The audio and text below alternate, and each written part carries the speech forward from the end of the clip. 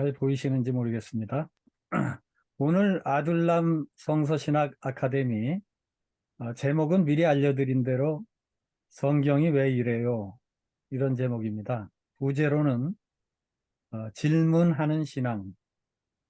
사실은 요게 제목이 더 어울리는데 재밌게 썼습니다. 제목을.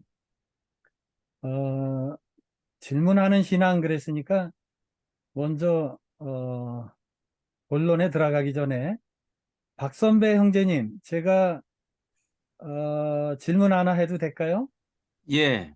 네, 연습 질문 하나 하겠습니다. 아담은 배꼽이 있었을까요? 없었을까요? 아, 없었으니까 이 질문을 하지 않았을까 싶은데요. 대답이 좀 어렵죠? 감사합니다. 제가 쓸데없는 질문을 했습니다. 아, 어떤 질문은 답변이 참 어려워요.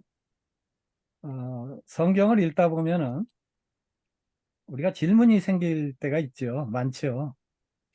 뭐 그건 개인에 따라 다르지만 저는 오늘 이게 무슨 보수 신학이냐, 진보 신학이냐, 뭐 이런 거 관계없이 성경을 읽다 보면 우리가 흔히 어, 일어날 수 있는 질문을 할 사항들 이런 걸 조금 얘기해 보고 싶었습니다.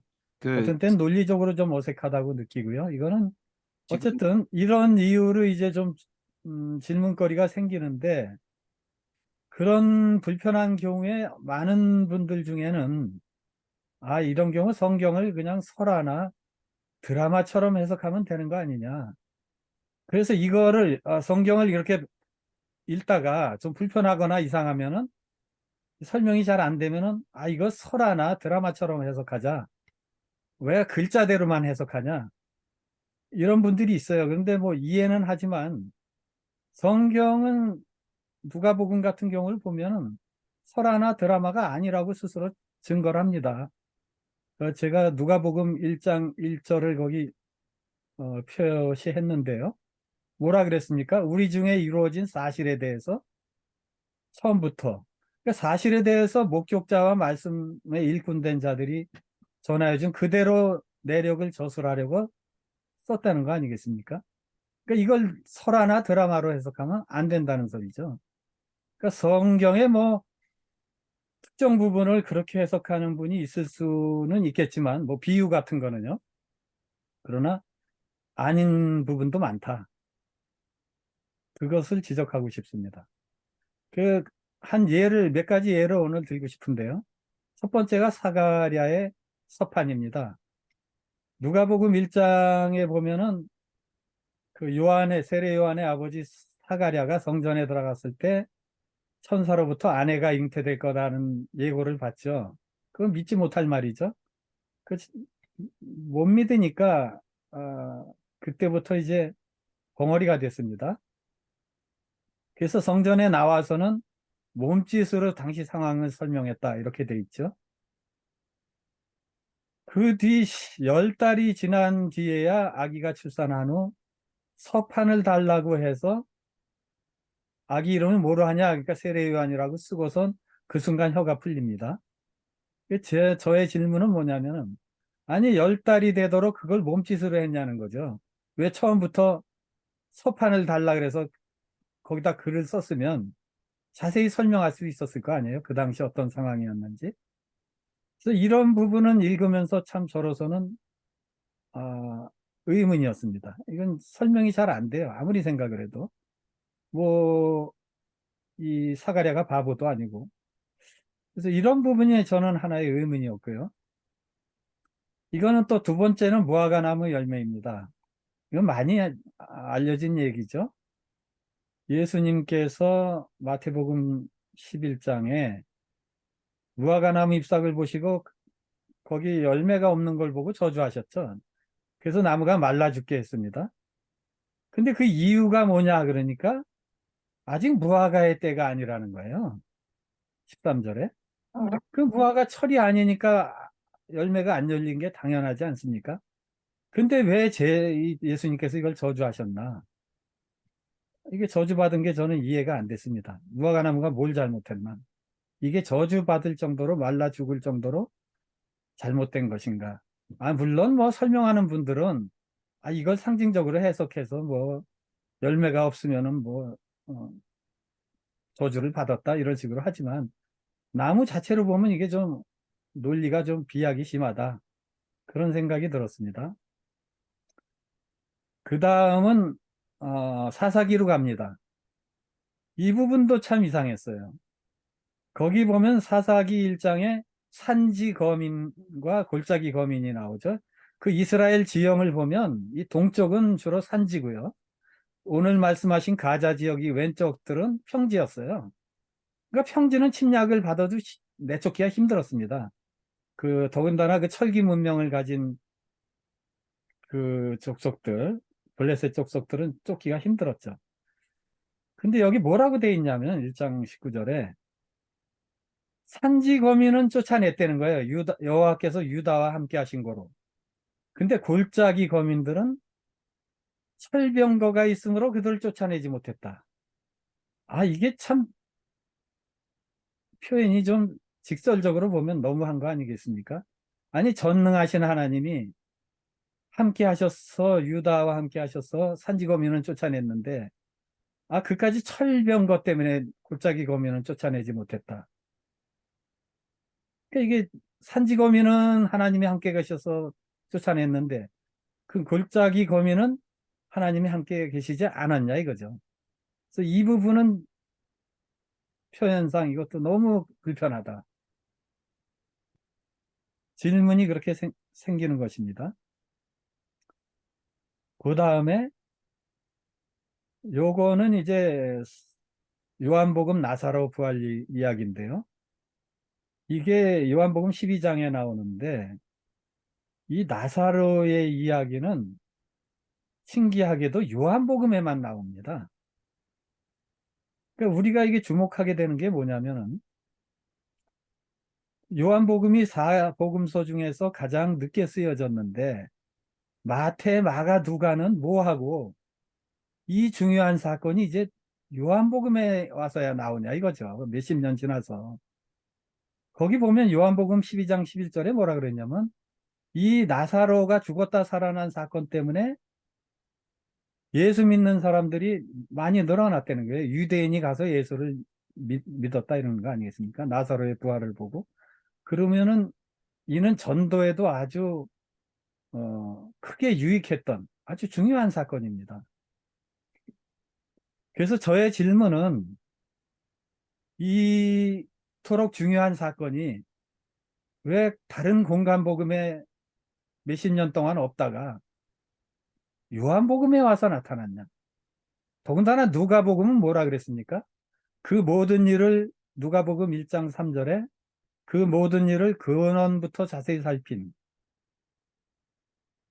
근원부터 자세히 살피고 썼다 그러지 않습니까? 누가복음이. 근데 이렇게 사람이 죽었다 살아난 이런 엄청난 사건, 또 많은 사람이 이것을 보고 예수를 믿게 됐는데 왜 이런 사건이 요한복음에 와서야 나타났나? 마태, 마가, 누가복음은 도대체 뭘 한 건가? 저는 그런 생각이 들었습니다.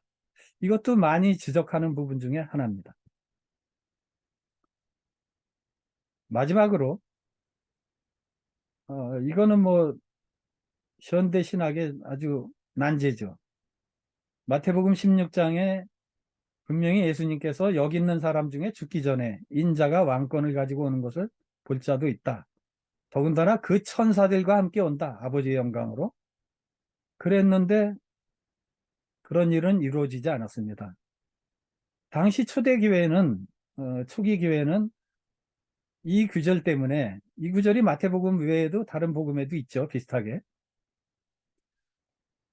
당대에 예수님이 오실 것으로 생각을 했습니다.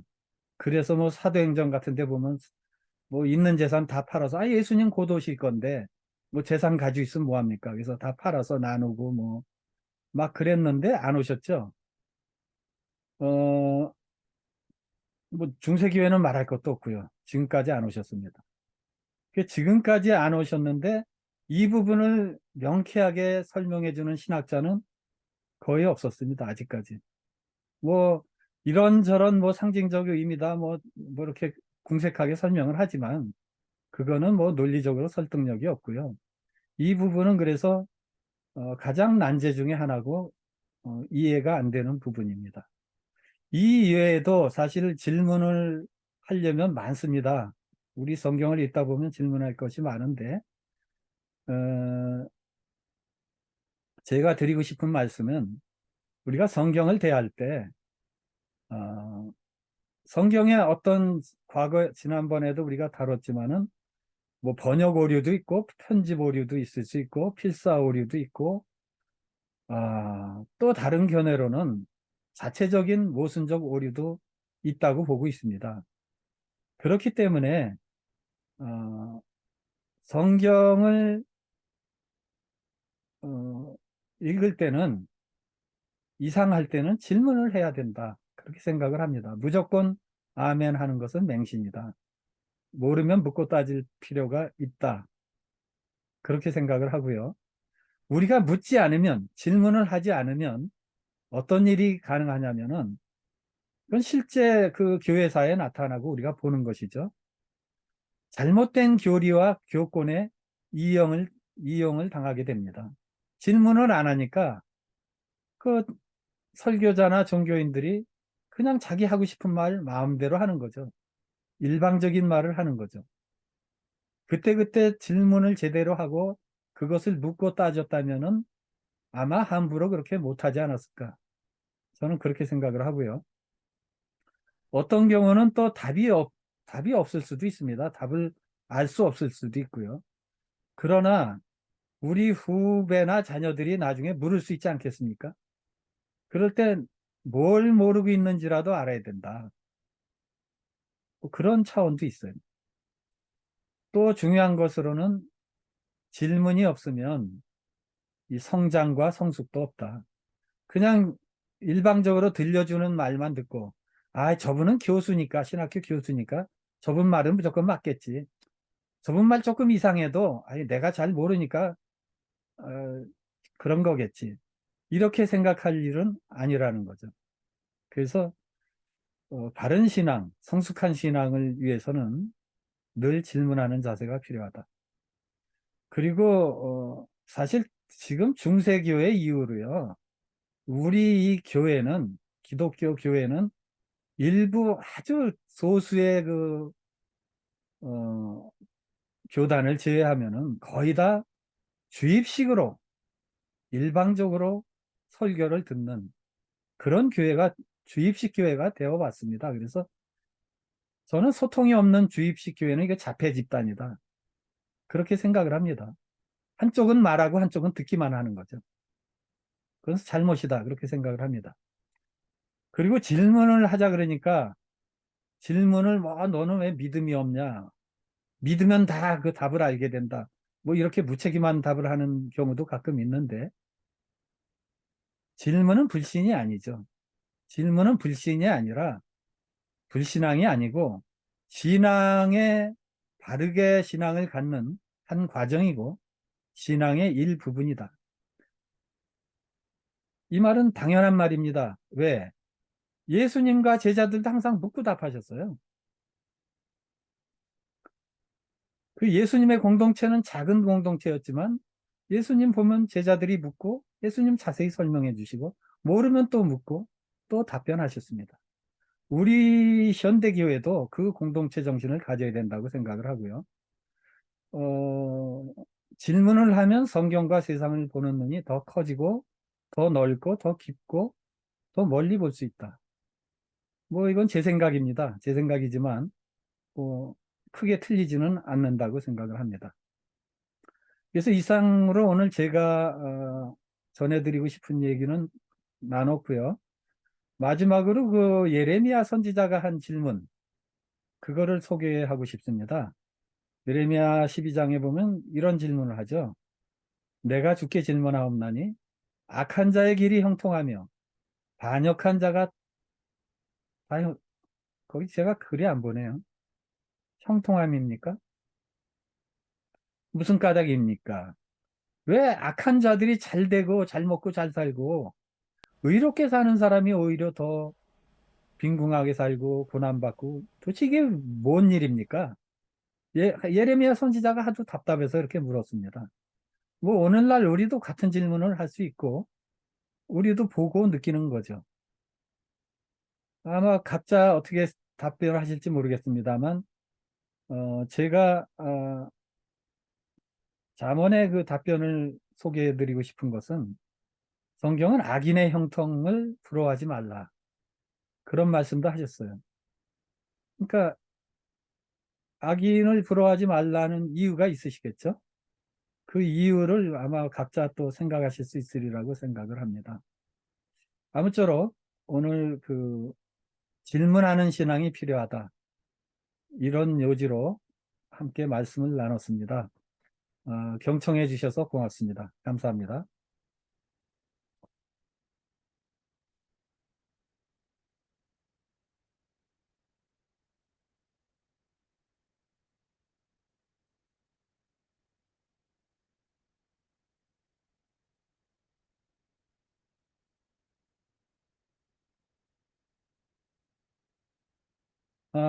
자유롭게 질문해 주시거나 뭐 말씀을 해 주시면 고맙겠습니다. 음. 오늘 제 오디오가 좀 안 좋아서 소리가 좀 작게 나가서 죄송합니다. 계속 오디오가 안 좋네요, 요즘요. 잘 들립니다. 괜찮아요. 그리고 아, 맨 잘 마지막에 들렸어요. 잘 들려요. 네, 다행입니다. 평안함이라고 되어 있어요. 평안함. 악인은 왜 평안함입니까? 라고 되어 있었습니다. 네. 예, 악인이 형통하고 평안한 건 정말 미스테리였죠. 근데 하나님의 성경의 답변은 악인의 형통을 부러워하지 말라. 부러워하지 않아도 될 이유가 있겠죠. 예, 그건 각자의 이제 답변으로 두고, 예, 제가 하나 그 소감 및 예. 질문을 하나 드리겠습니다. 그 지난번 단톡방에 참 명언을 해주셨어요. 우리는 생각이 똑같아서 동지가 아니라 서로의 신앙과 신념을 존중해 주기 때문에 동지다라는 말을 해줬는데, 이 말 참 형님 입에서 나온 건지 어디서 맥힌 건지는 몰라도 아무튼 좋았었습니다. 그래서 저는 이제 우리가 이 토론을 하잖아요. 이게 신앙 성경이 성서가 이렇게 토론하라고 주신 것이 아닌가 그런 생각이 들어요. 일괄적으로 어떤 그 메시지를 전달해 주기 위해서 그런 게 아니라 이렇게 실수도 많고 오류도 많고 사람이 다 생각이 틀리잖아요. 그래서 그렇게 주신 이유는 다 틀리다. 니네들 다 틀리니까 야 이름을 딱 던져주고 틀렸는데 뭐 서로 한번 생각을 얘기해보고 같이 합일점을 찾아서 해보다 이런 식으로 성경을 주지 않았을까. 이런 긍정적인 면에서 한번 좀 바라보게 되고요. 근데 이제 한 가지 난점이 있어요. 이게 생각이 이제 일괄적이지 않으면 어떤 일을 추진하기가 상당히 어렵거든요. 예를 들면 A라는 곳에게 뭐 선교지를 파송한다든지 뭐 A라는 곳에 어떤 다른 그 뭐 건물을 세워서 새로 어떤 개척을 한다라고 했었을 때 이제 서로가 이제 이게 마음이 맞아야만 이 일이 이루어지잖아요. 근데 이제 생각이 다 틀리니까 토론이 이제 산으로 가는 거죠. 이럴 때는 과연 어떤 메시지를 가지고 우리가 같은 목적을 가지고 가야 될까? 이게 제일 난점인 것 같아요. 그래서 목소리 큰 사람이 가야 되는지 아니면 어떤 것을 중점으로 둬야 될까? 이게 좀 난점인데 어떻게 생각하실까요? 예, 목소리 큰 사람 쪽으로 가면 되죠. 그 농담입니다. 그러니까 공동체가 그래서 어렵잖아요. 다양한 분들이 이제 있으니까. 근데 제 생각은 그래서 그런 다양한 생각을 막지 말고 상대방이 말씀하실 기회를 다 주고 충분히 듣고 서로 토론한 다음에 그 다음에 마지막은 할 수 없어요. 뭐 신약 성경에서는 제비 뽑았는데 우리는 제비 뽑지 말고 다수결로 해야 될 거라고 생각을 해요. 의견을 물어서. 그거 외에는 뭐 특별한 방법은 없는 것 같습니다. 뭐 제일 좋은 건 토론 과정 중에 하나로 이렇게 통일되면 제일 좋고요.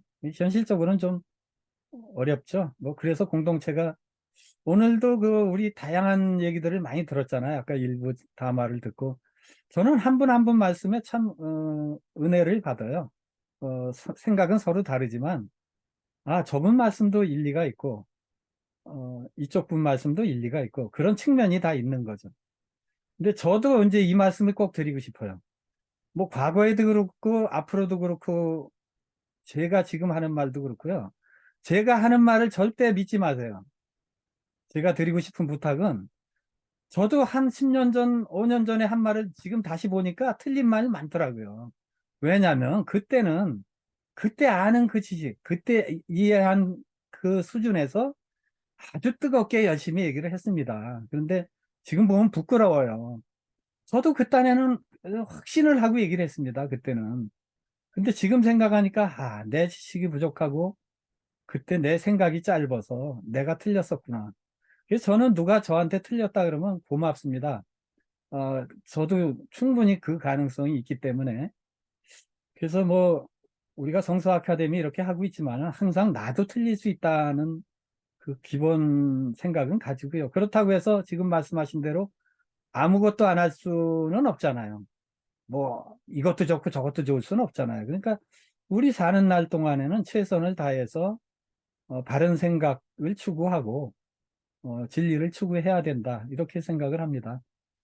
다른 형제들이 또 저처럼 좀 실수를 해도 아, 이해를 해주고 좀 서로 받아주고 그렇게 가는 게 공동체 정신이 아닌가. 만약에 우리가 다 똑같은 생각하고 있는 사람이 여기 앉아 있으면 토론이 필요 없죠. 뭐 하나 복사해서 나눠주면 다 똑같은데 발전도 없죠. 변화도 없죠. 그래서 저는 우리 공동체가 어려울 때도 있지만 정말 감사한 것은 정말 많이 배워요. 저하고 다른 생각을 들으면서 어떤 때는 약간 놀랄 때도 있고 충격을 받을 때도 있고 좀 어떤 분의 생각은 너무 나가지 않았나 생각도 하다가도 지나서 생각해 보면은 그게 결국은 저한테도 다 약이 되고 나도 생각이 좀 치우치지 않았나 이제 그런 기회가 되는 거죠.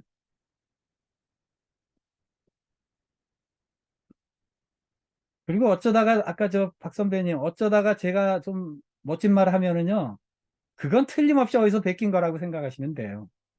제 머릿속에서 그런 게 나올 리가 있겠습니까?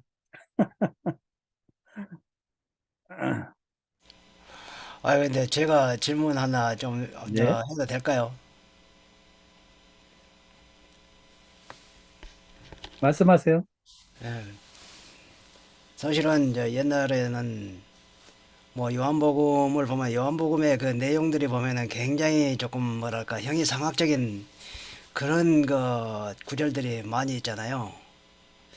그럼에도 예, 불구하고 요한복음에 대해서 상당히 이제 굉장히 이제 관심을 많이 갖고 거기에서 많은 또 때로는 이제 뭐 지금 이제 생각하면 이제 옛날에는 그때 당시는 이제 은혜도 받고 했지만은 이제 지금은 조금 이제 이 성서를 성서의 기록물들을 바라보는 그 관점이 이제 너무 많이 이제 변질돼 가지고 소위 이제 진화가 되다 보니까 요즘은 이제 많이 이제 그런 부분들에 대해서 이제 좀 비판적인 견해가 많이 생겨요.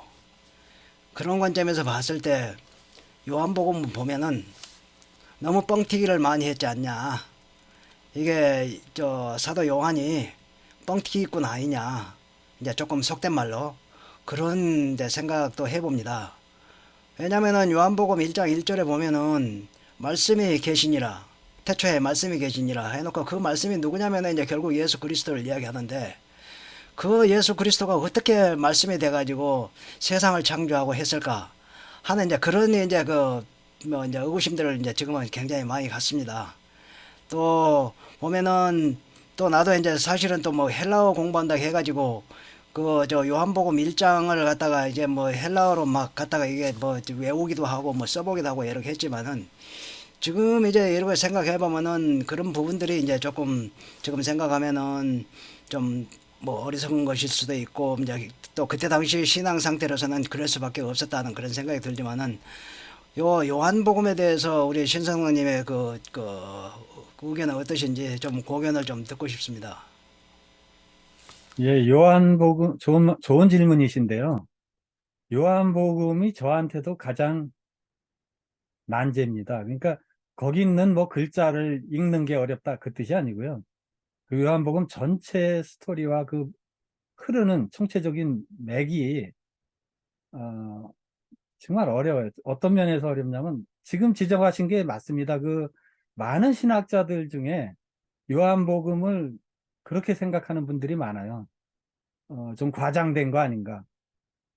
또는 기독교가 헬라화 됐는데 이제 후기로 가면서 유대적인 그 종교에서 헬라화된 가장 그리스 철학이 많이 들어간 문서 중에 하나가 요한복음이다.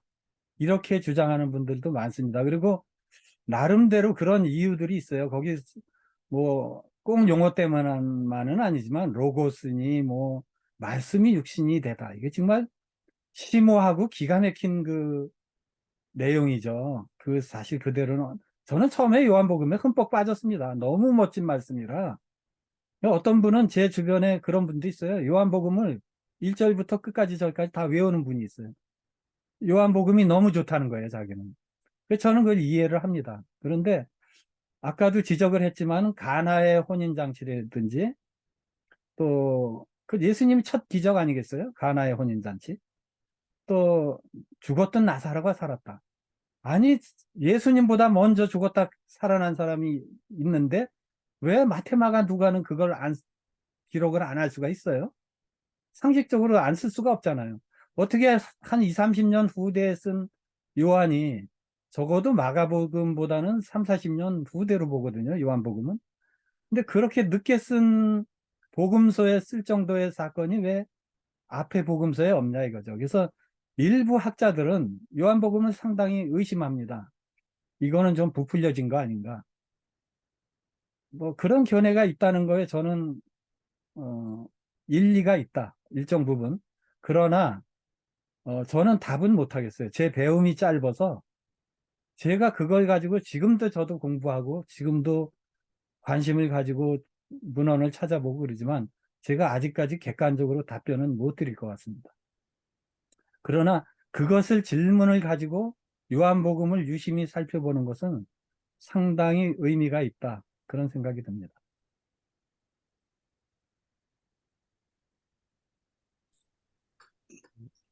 형제님이 아주 냉철하게 여러 가지를 이렇게 막 성경을 읽으시면서 아주 잘 자세히 보시나 봐요. 저는 아까 예를 들었을 때 그 사가랴야 서판의 그런 상황은 거기까지는 생각을 못 했거든요. 야, 이게 다시 오늘 들어보니까 이거 일반적이지 않는 거예요, 분명히. 그러면 뭔가 이렇게 의도가 있었거나 뭐가 이렇게 긴장감을 조성하려고 하는 그런 의도적인 게 좀 있겠다 이런 생각이 좀 들고 그 초등학교 동창 중에 이제 절기 문제 뭐 맥주 뭐 이런 절기 문제가 나와서 얘기를 한번 했어요. 너 그 맥주절까지 지킬 정도면 너 그, 그 초막절은 분명히 더 심각하게 지켜야 될 텐데 무교병도 좀 먹고 좀 금식도 하고 좀 그래야 되는데 그렇지 않으면 너 완전히 너 그냥 크리스천에서 잘릴 것 같은데 그랬더니 아유 지킬 거 지켜야지 이제 그런 거죠. 그러니까 그 지금 현재 그것을 그냥 아무렇지도 않게 우리가 받아들이면서 살고 있잖아요. 신앙생활 하면서 네. 그것을 우리가 우리 아들람에서는 최소한도 이 정도는 우리가 좀 생각을 하고 서로 공유를 하고 신앙은 믿음은 존중하되 이런 것은 좀 서로 얘기해 나가면 어떻겠느냐. 이게 참 좋은 시간인 것 같아요.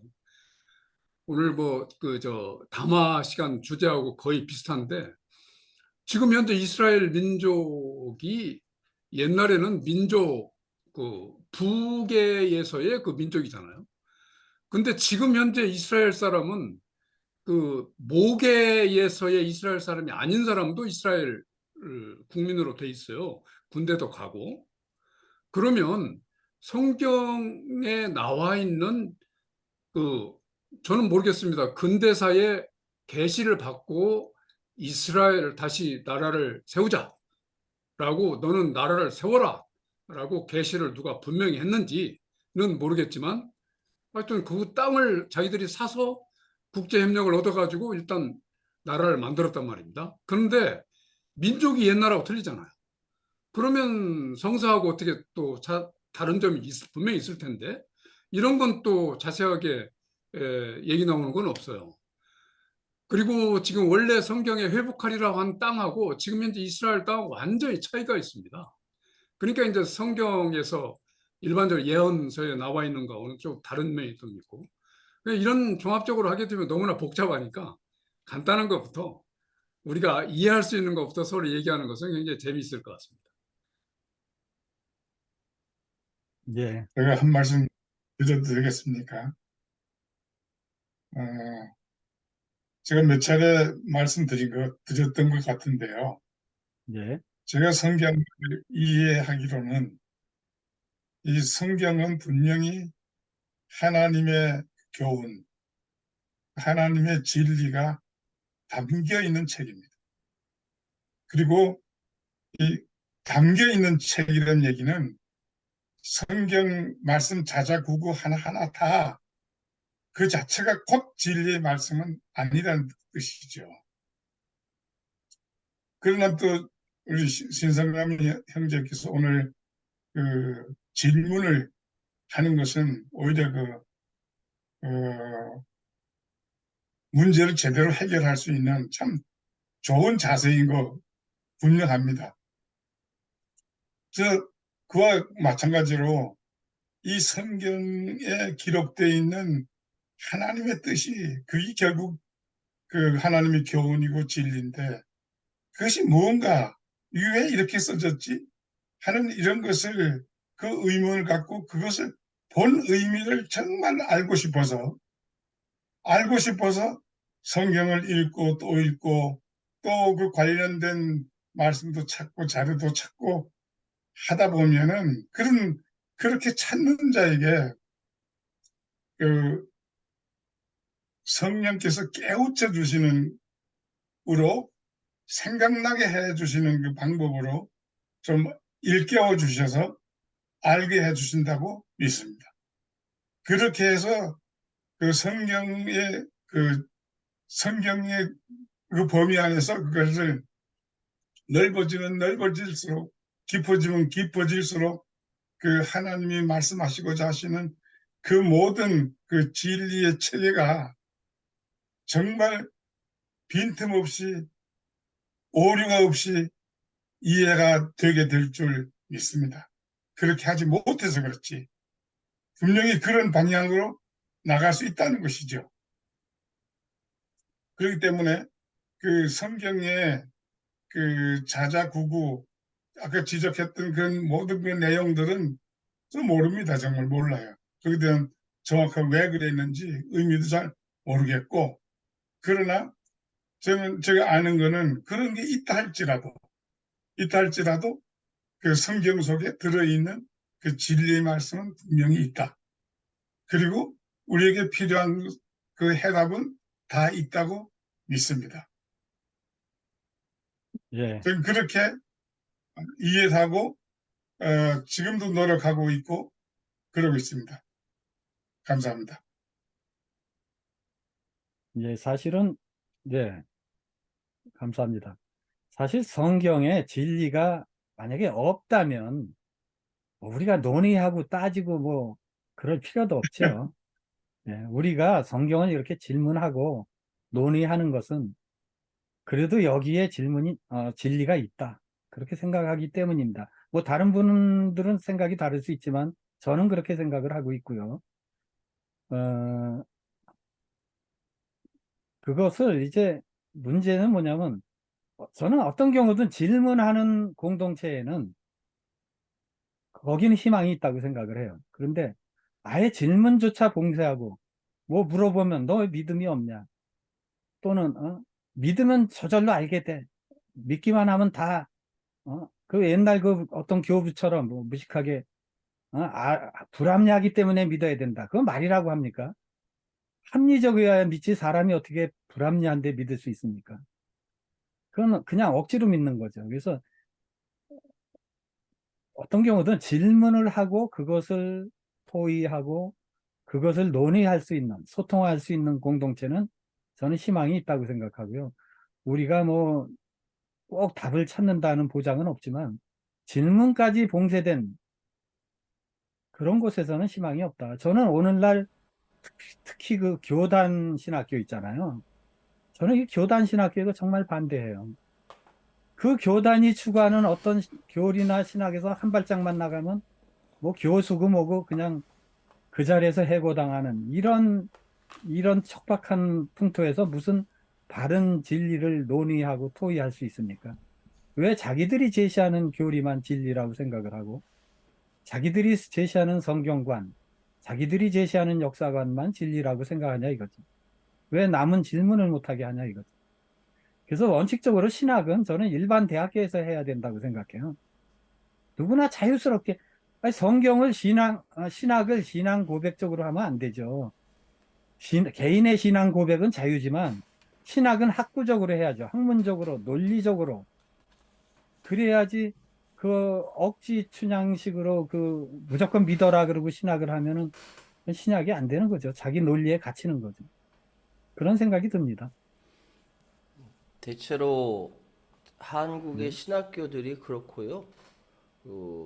그 신학교에서 나온 신학교에서 공부해서 목회를 한다고 하는 목사들의 행태가 그렇습니다. 제가 기존 교회를 떠나게 된 그렇죠. 것도 교회에 질문을 했는데 목사가 답을 못해요. 전도사 답을 못하고 결국은 이제 담임 목사가 저를 따로 불러서 최 집사 기장으로 가지 그래 라는 얘기를 하는 바람에 제가 기함을 했죠. 와, 자기가 답을 못하면은 나가라는 거지. 왜냐하면 제가 그런 질문들을 몇몇 사람들한테 얘기하니까 의문을 같이 갖거든요. 이게 자기의 종교 비즈니스 하는데 막대한 타격이 있기 때문에 소위 저는 이제 불순분자가 되는 겁니다. 불순분자가. 목사가 가르쳐 준 대로 그대로 받아서 그대로 아멘 하면 되는데 그 아멘을 안 하니까 제가 네, 결국은 그러니까요. 쫓겨났습니다. 그래서 제가 여기서 드리고 싶은 말씀은 그러니까 그러니까 차라리 누가 질문할 때 뭐 그분이 어, 지도자든 교육자든 뭐 장로든 집사든 그냥 모르겠으면 저도 잘 모르겠습니다. 형제 자매님 질문이 이해가 됩니다. 이렇게 말해야 정상인데 그렇죠. 뭐라 그런 이거 싫어합니다. 제가 과거에 한 20년 전에 나갔던 한 교회에서 어떤 새신자분이 오셨어요. 여성도인데 그분이 이제 이 교회 모임에서 성경 얘기가 나오니까 이제 교회 문화를 잘 모르시니까 이분은 궁금하니까 물은 거예요. 성경에 제가 그 내용은 잊어버렸습니다. 오래돼서. 근데 성경에 이런 이야기가 있는데 이거 좀 무슨 뜻인가요? 이상하지 않은가요? 그랬더니 됐든 그 옆에 목사님도 아니고요. 여집사님들이 뭐라고 답변을 했냐면 믿으면 다 해결돼요. 어? 그거 안 믿어서 그렇죠. 믿으면은 이거 저절로 다 알게 됩니다. 그러니까 걱정 마시고요. 그냥 성경이 말한 그대로 믿으세요. 아니, 그게 이상해서 질문을 했는데, 그걸 그냥, 이상한 걸 그냥 믿으라고? 그러면 다 해결된다고? 그 성도님이, 여성도님이 상처받고, 그 교회를 어떻게 생각하겠어요? 그러니까 우리 교회 안에서 그런 무지막지한 일이 일어나는 거예요. 차라리, 그렇군요. 알면 잘 설명해 주면 좋고, 모르면, 저희는 미처 생각 못 해봤는데, 잘 모르겠군요. 나중에 알면은 뭐 목사님한테 물어보라든지 뭐 이래야 되는데 또 어느 목사님도 아이고 죄송합니다 목사님 또 제 목사님 가능하면 터치 안 하려 그러는데 가끔 그런 목사님들이 계시니까 질문을 하면은 뭐 한두 마디 이렇게 하다가 막히면은 뭐 약간의 짜증을 낸다든지 약간의 뭐 얼버무리고 그렇게 대충 넘어가면요 그다음 대화가 소통이 안 되죠. 네. 제가 아직 질문이 다 끝나지 않아서 그래서 우리가 참 이 성경 앞에서 우리 신앙 앞에서 일단 진실을 하면 될 것 같아요. 그거 뭐 그러니까 저도 이제 늘 조심스러운 것이 이제는요 제가 옛날에 막 확신을 가지고 뭐 그 전도도 하고 제 후배들 전도도 열심히 했죠. 뭐 그리고 너 왜 못 믿냐 그러고 몸 달아가지고 제가 막 붙잡고 그랬는데 지금 생각하면 좀 부끄러워요. 제가 뭐 잘 알지도 못하면서 아니 뭐 그 뜨거움 자체가 나빴다는 건 아니고 어, 아 죄송합니다. 제가 잘 안 들려가지고 최환 형제 말을 끊었군요. 예, 말씀 좀 해주세요. 제가 최 형제님. 예전에 이런 질문을 했었어요. 성경에 있는 것이 의문이 돼서 제가 무려 그때 20살 때 질문이었습니다. 파릇파릇한 최요한이 20살 때 교회 목사님한테 질문하는데 목사님 시간이 안 된다 해서 사모님께 질문들. 그 사모님도 신앙을 하셨던 분이시고 예, 나름 대한민국에서 꽤나 이렇게 유명하신 분이셨어요. 질문했는데 성경에 이러이러한 부분들이 이해가 되지 않습니다라고 했더니 대뜸 하신 말씀이 디모데후서 3장 16절 모든 성경은 하나님의 감동으로 된 것으로 교훈과 책망과 바르게 함과 의로 교육하여 유익하다라고 하면서 성경을 잘 믿으면은 이게 이해가 될 거다라고 얘기하는 거예요. 거기서 제가 빡 충격을 받은 게 아니 성경에 오류가 있고 의문이 있어서 질문했는데 성경을 가지고 답을 한다? 이게 바로 지금 이야기 나오는 그 순환 논리죠. 순환 논증의 오류죠. 순환 논증의 오류. 이거 굉장히 많습니다. 자, 영희와 철수가 이야기합니다. 서로. 철수가 영희한테 얘기야. 야, 철수야. 아니, 철수가 영희한테. 영희야, 아무래도 니네 아버지가 잘못 알고 계신 것 같아. 가서, 이러이러한 거 잘못 알고 계시다고 좀 얘기 좀 해줄래? 라고 얘기하니까 영희가 얘기해. 아니야. 그건 절대 잘못된 것이 아니라고 얘기해. 누가 그런데? 우리 아빠가. 이게 순환론 중에 오류예요. 성경도 똑같습니다. 그러면은 우리는 지금 와서 저는 아까 양보영 자매님하고 얘기할 때 좀 달리 의견을 갖고 있는 것이 구약의 하나님하고 지금의 하나님은 달라요. 구약의 하나님은 모세의 하나님, 아브라함의 하나님, 그거는 이슬람도 그렇게 믿어요. 다른 종교라고 일컬어지는 거기도 그 하나님을 믿습니다. 저는 예수로 인해서 새로운 언약으로 우리에게 주어진 하나님의 말씀이 무엇인가 고민하는 새로운 하나님으로 저는 생각한다라는 것이죠. 나는 이렇게 생각하는데 다른 의견 갖고 있을 수 있죠. 그럼 서로 얘기해서 서로 이렇게 커뮤니케이션 하면 되는데 문제는 뭐냐면 이런 얘기하면 성경은 이렇게 돼 있다라고 아니 성경의 오류에 대해서 이야기하는데 성경은 이렇게 돼 있다라고 얘기하는 것이 너무나 많기 때문에 전 그런 걸 너무 많이 당해가지고 질려버렸어요. 질려버려서 저는 더 이상 소위 해서 예전에 제가 대학 다닐 때는 IVF라는 기독교 동아리였는데 뭐 CCC라든지 UBF라든지 뭐 되게 많은데 다 똑같아요. 왜 이렇게 똑같은데 왜 이렇게 달리 있지? 나중에 종교 비즈니스랑 직결되더라고요. 어쨌든 이렇다. 그래서 저는 새롭게 공부하느라고 20살 때부터 지금까지 쎄 빠졌다라고 말씀드리겠습니다. 예. 사실은 서로 다른 의견을 가지고 있다는 것은 뭐 좋을 때도 있습니다. 그것을 통해서 우리가 서로 배우고 다만 그것을 인정해 주면 돼요. 아, 저분은 나하고 생각이 다르구나. 그렇게 인정을 해주고 그것을 이제 너무 또 비하할 필요 없고요.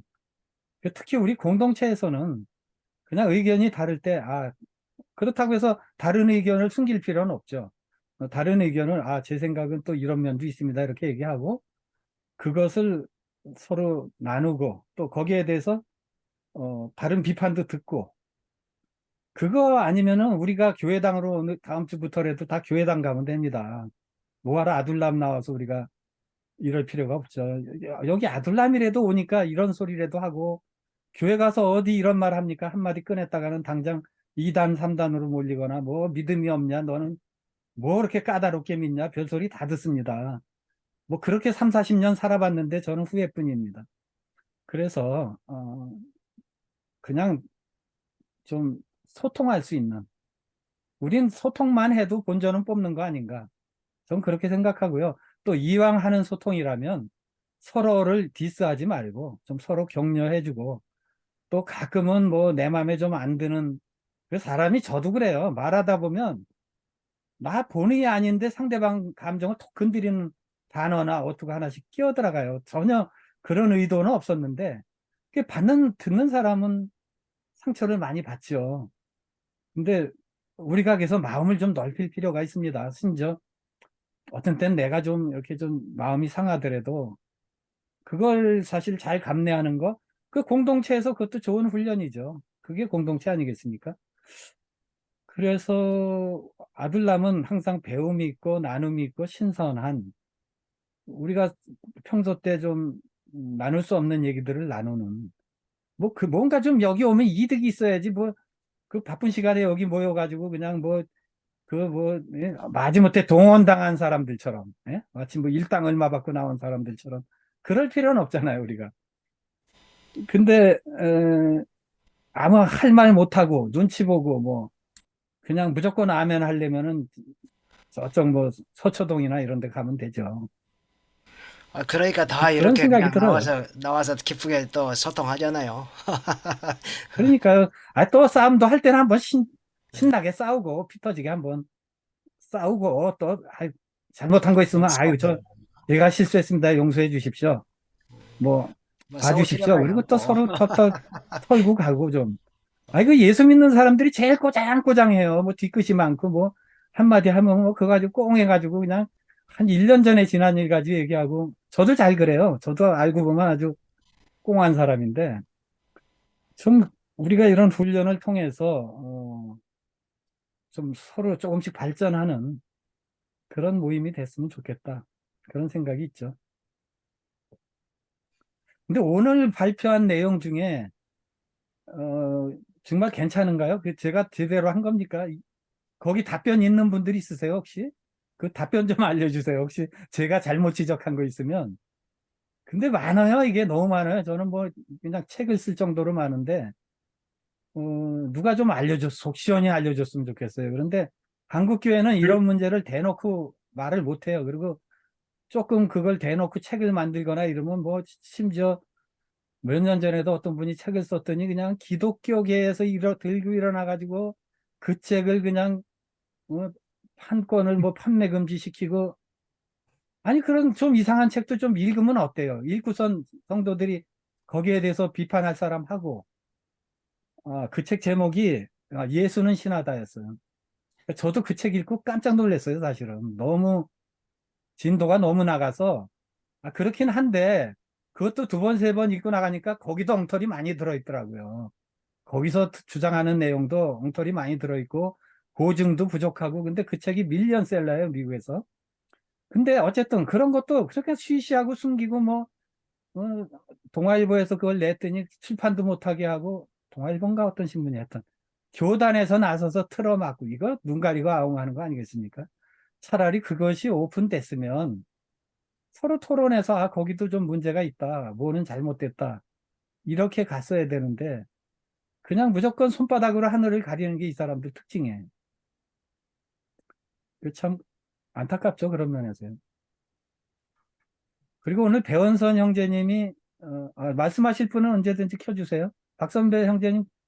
예. 그 오늘 했던 거에 답보다는 답에서 제가 답은 아니겠지만 어 네, 신은 전지는 하다. 네, 이렇게 전능하진 않다라는 것을 어느 책에서 봤어요. 이게 네, 전능하다고 보면 우리가 불이라든지 그런 것들 보면 이해를 못 하거든요. 근데 그러니까 어디에는 다 계시긴 신은 다 계시는데 그 능력이 뭐 전능하지까지는 않다라고 이렇게 얘기를 하니까 어떤 면 이해가 되는 부분이 있더라고요. 근데 답이 아닐 수도 있어요. 그런데 저는 이제 그런 것을 생각해 봤고요. 저도 하나 궁금한 게 좀 있거든요. 이 성경에서 보게 되면 믿는 걸 가지고 마음으로 믿어야 된다고 그러잖아요. 지식으로 믿으면 안 된다. 이런 예, 얘기를 해요. 그래서 내가 제일 어려웠을 때 이게 학교 다닐 때죠.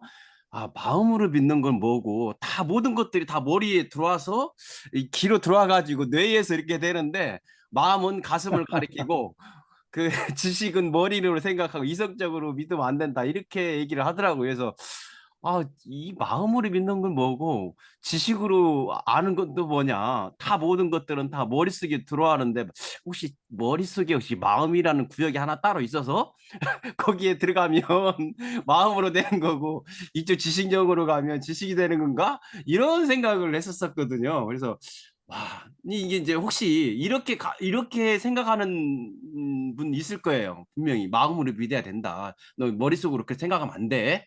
이렇게 생각하는 분도 분명히 나중에 우리 유튜브 올라가면 이 질문하는 분이 있어요. 있을 거란 말이죠. 저도 고민했었으니까. 이거에 대해서 한번 좀 어떻게 생각하시는지. 아니, 네, 뭐, 제가 좋은 생각을 하셨는데요.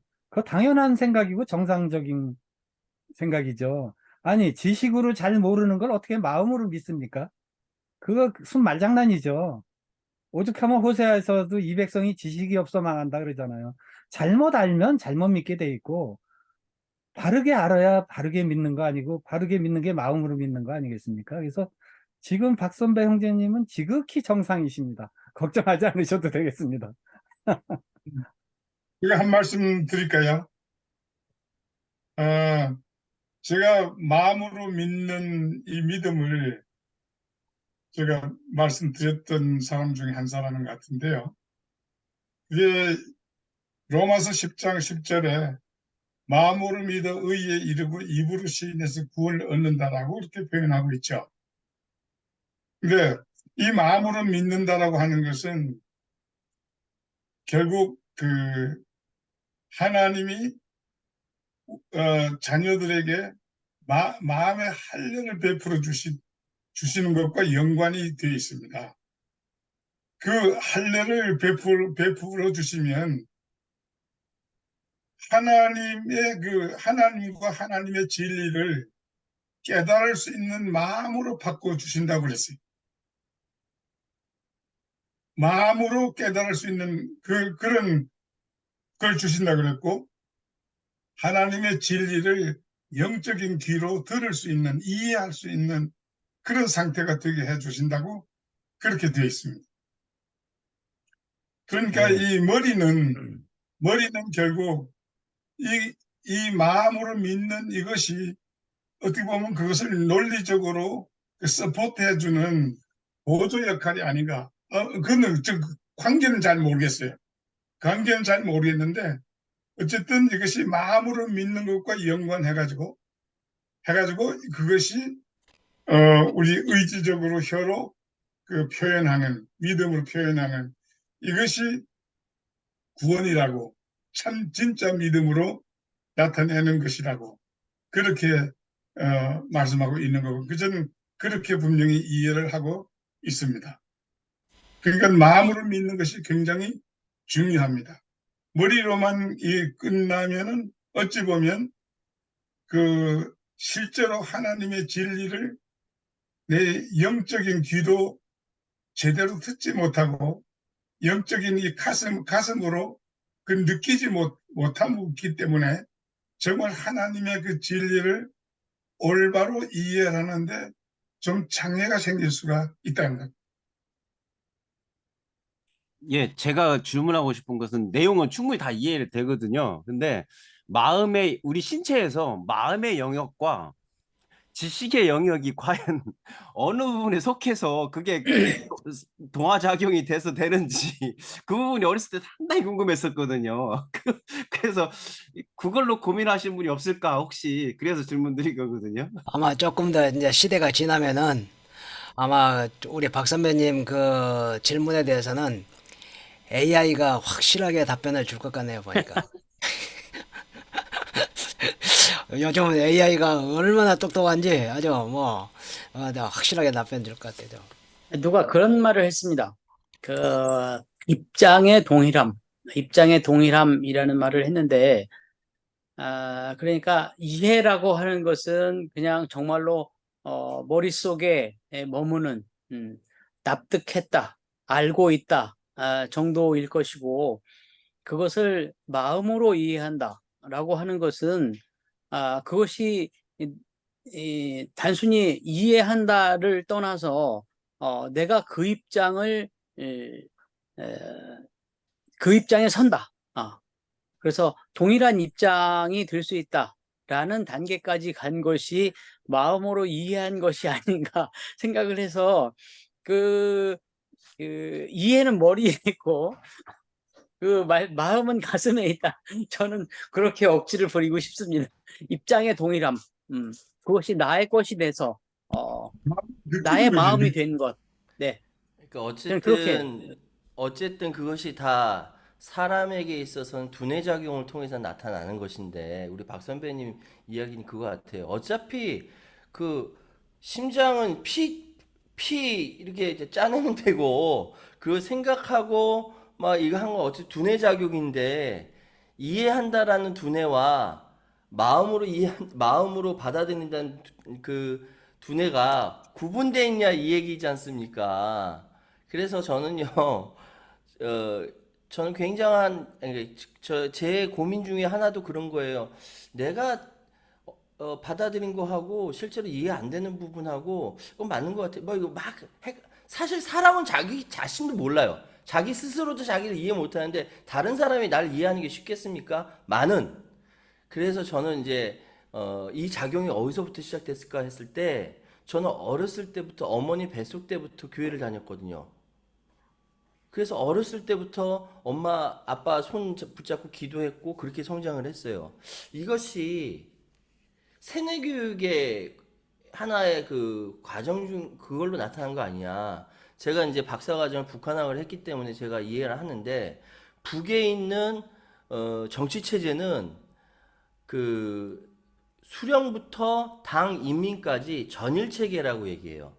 이게 70년 동안 어렸을 때부터 김일성, 김정일, 김정은 수령으로부터 당으로 이어지고 인민까지 이어지는 전일적으로 이어져 있는 정치 체계로 확립이 됐기 때문에 지금도 북에서는 어버이 수령님 감사합니다는 말이 진심으로 나오는 거예요.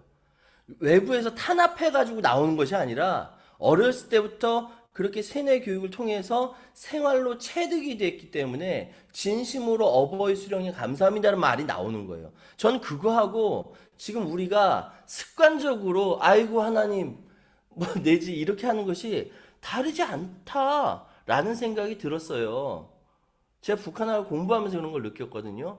그렇다고 한다면 진짜 신앙이라는 것은 그 거듭남이라는 거 있지 않습니까? 새로 깨달아 알게 되었다라는 것. 이거는 기존에 우리가 갖고 있는 사고 체계, 두뇌로 인식하는 그 체계로부터 새롭게 한 단계 더 도약해 하면서 기존의 것을 새롭게 해석하는 거 아니냐라고 생각이 돼요. 그거는 예전에 있었던 세뇌 교육으로부터 벗어나는 거 아니냐?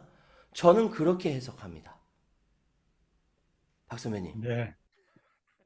좋은 말씀 감사합니다. 지금 시간이 좀 많이 가서요. 일단은 우리가 정기 순서는 여기서 마치고 곧 이어서 뒷담화 시간에 계속해서 좋은 말씀을 좀 듣고 싶습니다. 아들남송 시간인가요?